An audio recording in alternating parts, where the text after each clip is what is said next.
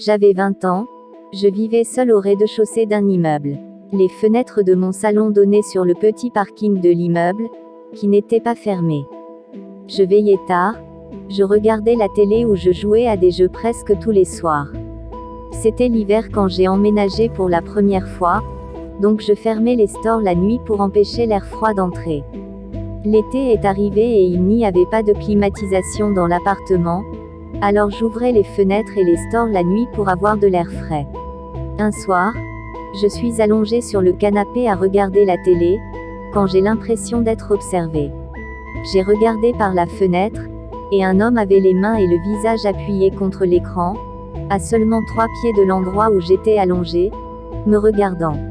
J'ai laissé échapper un cri à glacer le sang et il n'a même pas clignoté.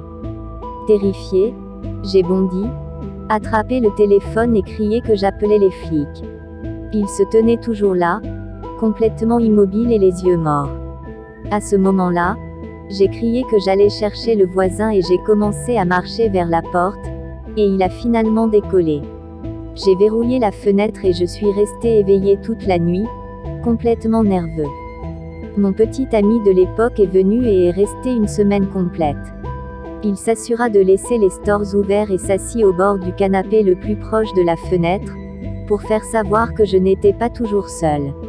La plante grimpante ne s'est plus présentée, alors finalement je me suis sentie à l'aise en pensant qu'il s'agissait d'un incident isolé d'un rando errant dans le parking pour entrer par effraction dans les voitures. Peut-être encore 3 semaines après ça, je rentre tard des tables d'attente et je me gare dans le parking. Je me change, prends une collation et me dirige vers le salon pour jouer à des jeux.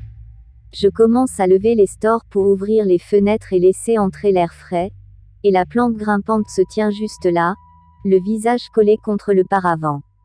Il ne se tenait pas sur le parking quand je suis arrivée, car je me suis garée juste à côté de ma fenêtre. Je ne peux que supposer qu'il attendait au coin de l'immeuble, me regardant rentrer à la maison et chronométrant mes mouvements. Cette fois, j'ai attrapé le téléphone et j'ai immédiatement appelé les flics. Je tremblais, pleurais, complètement hystérique.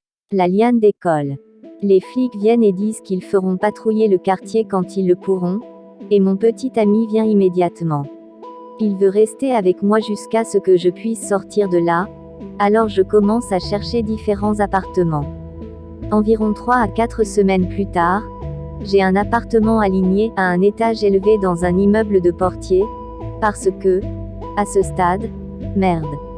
Mon petit ami a dû quitter la ville pendant quelques jours, alors j'ai décidé d'aller rester chez mon ami car je n'allais certainement pas y être seule. Je suis chez mon ami pour 2 nuits, mais je voulais rentrer à la maison et prendre quelque chose que j'avais oublié. Elle m'accompagne, pour des raisons évidentes, et nous partons l'après-midi, pas après la tombée de la nuit.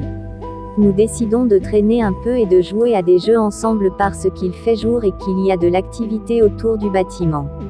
Pas de climatisation, alors je lève les stores avec hésitation pour avoir de l'air frais. J'ai peur de les ouvrir, puis je me moque de moi parce que je le fais, et bien sûr, il n'y a personne. J'ouvre la fenêtre réelle et vois 2 grands trous découpés dans l'écran, juste au-dessus des loquets que vous poussez pour le soulever. Il n'était définitivement pas là il y a 2 jours. Mon sang s'est complètement refroidi. Le creeper savait que mon petit ami était parti, il regardait et a vu que sa voiture était partie. J'y avais laissé ma voiture pendant que mon ami venait me chercher, et nous laissions toujours une lumière allumée dans le salon pour faire croire à la plante grimpante que nous étions éveillés. Alors il a vu ma voiture, a pensé que j'étais à la maison, a vu la lumière allumée, mais a commencé à percer des trous dans l'écran pour entrer par effraction. Je ne sais pas s'il a réellement eu accès, mais voir à quel point il était audacieux m'a terrifié. Depuis combien de temps m'observait-il? Apprenait-il mes habitudes et devenait-il progressivement plus agressif à chaque interaction?